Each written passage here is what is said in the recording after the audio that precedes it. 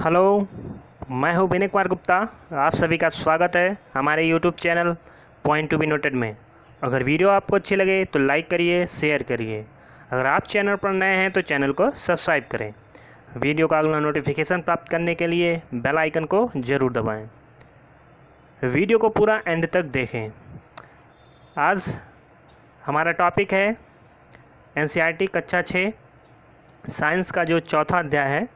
आज उस पर हम चर्चा करेंगे। इसके पहले 3 अध्याय हो चुके थे, अब हम चौथे अध्याय पर आते हैं। तो चलिए शुरू करते हैं।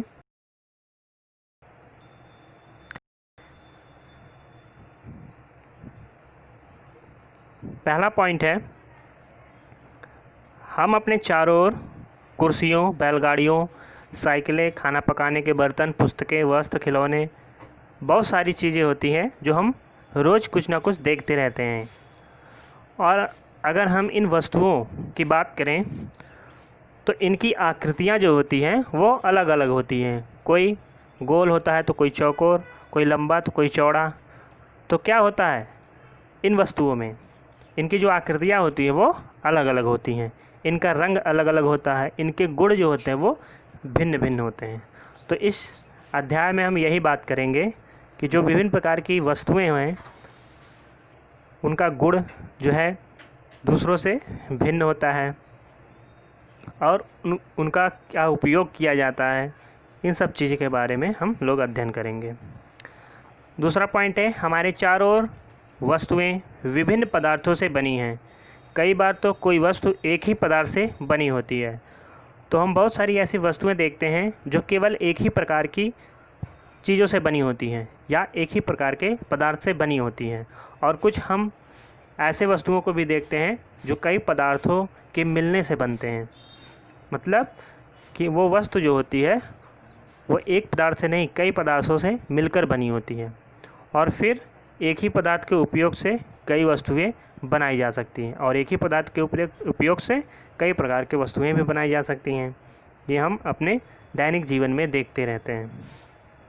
पदार्थों के गुण, अगर हम पदार्थों के गुण के बारे में बात करें तो पदार्थ प्रायः एक दूसरे से भिन्न दिखाई देते हैं। अगर एक पदार्थ को हम देखें या दूसरे पदार्थ को देखें तो वो देखने में कैसे होते हैं, एक दूसरे से भिन्न होते हैं, सेम नहीं दिखाई देते हैं। जैसे अगर हम लकड़ी की बात करें तो लकड़ी लोहे से बिल्कुल भिन्न दिखाई देती है। अगर हम देख रहे हैं वस्तु को तो एक वस्तु दूसरे वस्तु से क्या होती है, भिन्न दिखाई देती है।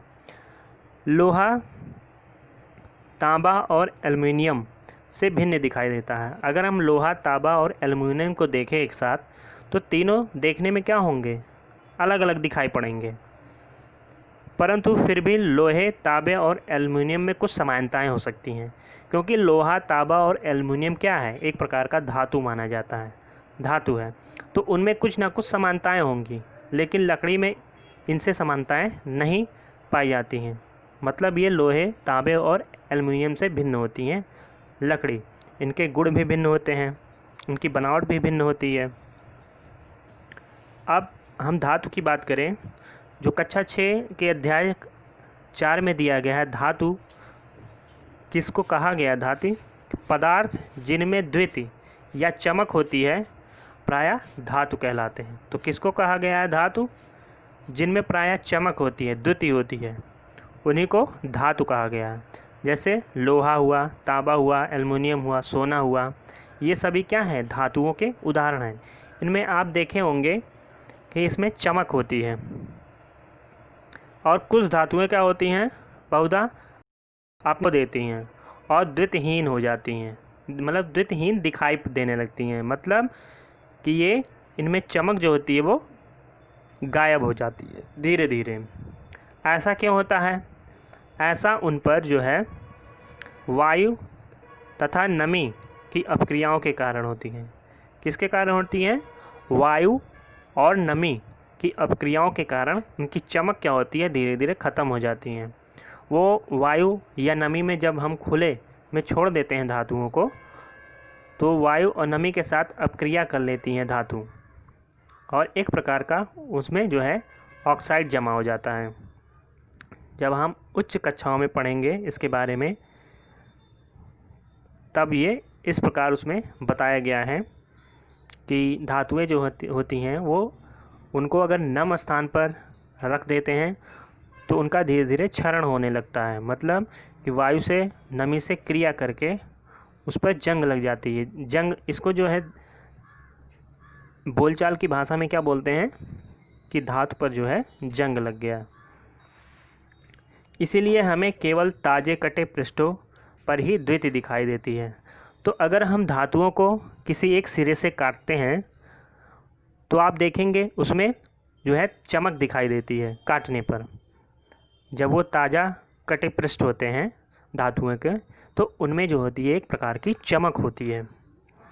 लेकिन उसी को अगर नमी या वायु में रख देते हैं तो क्या होता है, वो चमक धीरे धीरे ख़त्म हो जाती है।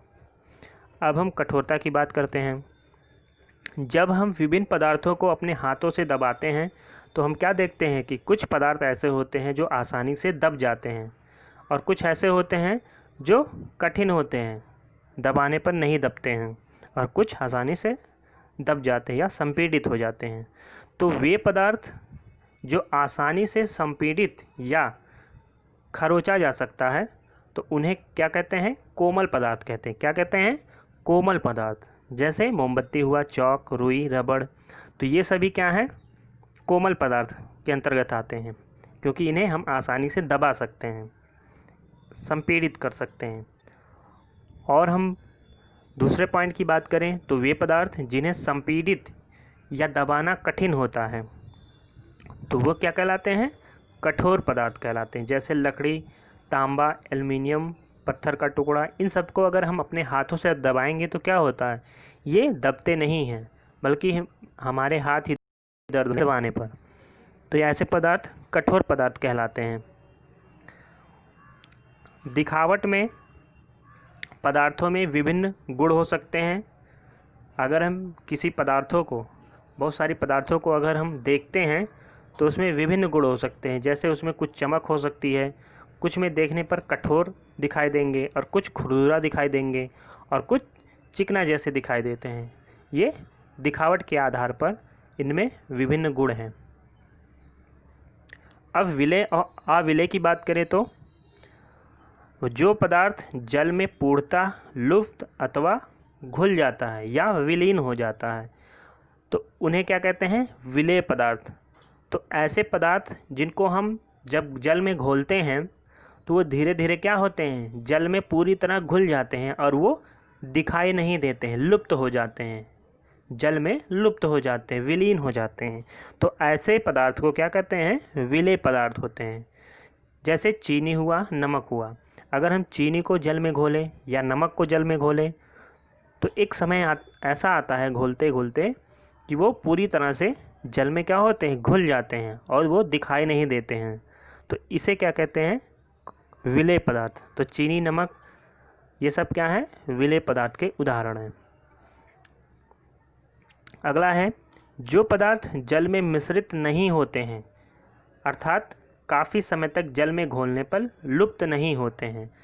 मतलब कितना भी घोले वो लुप्त नहीं होते हैं, मिलते नहीं हैं, मिश्रित नहीं होते हैं जल में, तो वो कौन से पदार्थ कहलाते हैं, अविलेय पदार्थ। क्या कहलाते हैं, अविलेय पदार्थ। जैसे लकड़ी का बुरादा है, बालू है जिसको रेत बोलते हैं। तो इन दोनों को अगर हम जल में घोलते हैं तो क्या होता है, ये घुलते नहीं हैं, चाहे जितना आप घोलेंगे भी ये घुलते नहीं हैं। तो ये क्या कहलाते हैं, अविलेय पदार्थ। कुछ द्रव क्या होते हैं, जल में पूर्णतः मिश्रित हो जाते हैं। जैसे सिरका हुआ, नींबू का रस हुआ। तो ये सब क्या होते हैं, जल में पूरी तरह घुल जाते हैं। अगर सिरके को हम जल में डालेंगे तो सिरका क्या होता है, जल में घुल जाता है। नींबू का रस भी डालते हैं तो वो भी घुल जाता है। कुछ अन्य द्रव जल में मिश्रित नहीं होते हैं और कुछ समय तक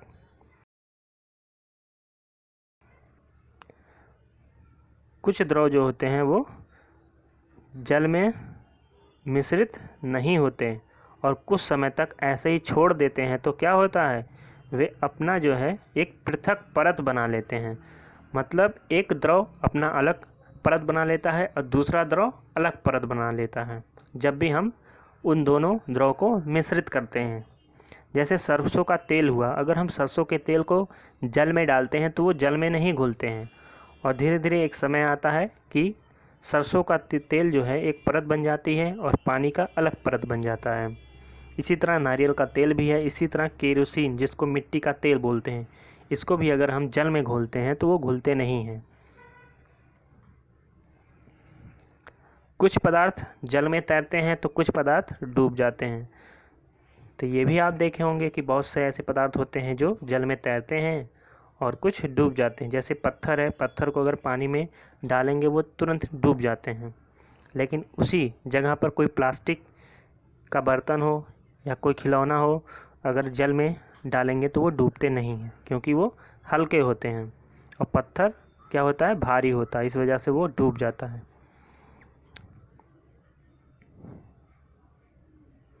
पारदर्शिता उन पदार्थों अथवा सामग्रियों को जिनसे होकर वस्तुओं को देखा जा सकता है, उनको क्या कहते हैं, पारदर्शी। तो वे सभी पदार्थ या सामग्री जिनसे होकर हम वस्तुओं को क्या कर सकते हैं, देख सकते हैं, आर पार देख सकते हैं, तो ऐसे वस्तुओं को क्या कहते हैं, ऐसे पदार्थों को पारदर्शी पदार्थ कहते हैं। जैसे यहाँ पर उदाहरण की बात करें तो कांच, जल, कांच से होकर अगर हम किसी वस्तु को देखेंगे तो वो आर पार दिखाई देते हैं। एक ओर से देखेंगे तो दूसरे ओर वो वस्तु कांच से होकर दिखाई देती है। इसी तरह जल से भी देखेंगे तो वो दिखाई देगा, वायु से भी। और कुछ प्लास्टिक के बर्तन होते हैं या डिब्बे होते हैं जिनसे देखने पर, अगर आप परचून की दुकान पर गए होंगे, जो दुकानदार होता है वो क्या करता है, उस प्लास्टिक के डिब्बे में बिस्किट या कुछ ऐसे चीज़ें रखती हैं जिससे ग्राहक को क्या हो, वो दिखाई दे। तो ये क्या है, पारदर्शी पदार्थ है। तो डिब्बा क्या है प्लास्टिक का, वो पारदर्शी है। अब वे पदार्थ जिनसे होकर हम वस्तुओं को नहीं देख सकते हैं, जिनसे होकर हम वस्तुओं को नहीं देख सकते, वो क्या कहलाते हैं, अपारदर्शी पदार्थ। क्या कहलाते हैं, अपारदर्शी। जैसे हम लकड़ी के बॉक्स या गत्ते के डिब्बे देखें या धातु के बॉक्स हो, तो लकड़ी के बॉक्स में अगर हम कुछ रखेंगे तो क्या वो बाहर से दिखाई देगा कि बॉक्स में क्या रखा है, नहीं दिखाई देगा। तो इसीलिए लकड़ी का बॉक्स क्या है, अपारदर्शी हुआ। ऐसी प्रकार गत्ते के डिब्बे जो होते हैं उसके अंदर भी अगर हम कुछ रखेंगे, कोई सामान, तो वो बाहर से हमें नहीं दिखाई देगा कि उस गत्ते के डिब्बे में क्या रखा हुआ है। इसी तरह धातु के बॉक्स हैं। तो ये सभी किसके उदाहरण हैं, अपारदर्शी पदार्थ के उदाहरण हैं। तीसरा पॉइंट है, वे पदार्थ जिनसे होकर वस्तुओं को देख तो सकते हैं परंतु स्पष्ट रूप से नहीं देखा जा सकता है।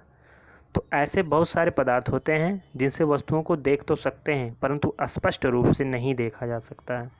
उनको क्या कहते हैं, पारभासी या अल्प पारदर्शी। क्या कहते हैं, पारभासी या अल्प पारदर्शी। उदाहरण की बात करें तो जो तेल लगा कागज़ होता है, अगर कागज़ में हम तेल लगा दें, उसके बाद हम उससे होकर कोई वस्तु देखें दूसरी तरफ, तो वस्तु हमें दिखाई तो देगी लेकिन पूरी तरह स्पष्ट नहीं दिखाई देगी। तो इसी प्रकार कई तरह के कांच भी होते हैं कि वो दूसरी तरफ देखने पर वो स्पष्ट रूप से नहीं दिखाई देता है वस्तुएं। तो इस प्रकार के जो पदार्थ होते हैं उन्हें क्या कहते हैं, पारभासी या अल्प पारदर्शी बोलते हैं। मतलब थोड़ा दिखाई देता है, स्पष्ट नहीं दिखाई देता है। तो इस प्रकार जो है हम पदार्थों को धातुओं में रुच्छ, जिसको खुरदुरा बोलते हैं, अपारदर्शी, पारदर्शी तथा पारभासी के रूप में समूहों में बांट सकते हैं। और ऐसा करने से क्या होता है, उनके गुणों को जो है आसानी से हम अध्ययन कर सकते हैं उन पदार्थों के, जब हम इन्हें अलग अलग समूहों में बांट देंगे कि कौन सा धातु है, कौन सा अधातु है, कौन सा कठोर पदार्थ है, कौन सा कोमल है, कौन सा खुरदुरा है। तो इस तरह बांटने से क्या होगा कि उनके गुणों का जो है हम आसानी से अध्ययन कर सकते हैं। तो इस चैप्टर में इतना ही था, बस इतना ही समझना था। अब जितने इम्पॉर्टेंट पॉइंट थे बस हम उतना ही यहाँ पर लेकर आए थे। तो अगले वीडियो में हम अध्याय 5 पर आएंगे, उस पर चर्चा करेंगे। तो वीडियो आपको कैसी लगी, अगर वीडियो आपको अच्छी लगी तो लाइक करिए, शेयर करिए। अगर आप चैनल पर नए हैं तो चैनल को सब्सक्राइब करें। वीडियो को अपने दोस्तों में शेयर करिए। मिलते हैं अगले वीडियो में, तब तक के लिए धन्यवाद।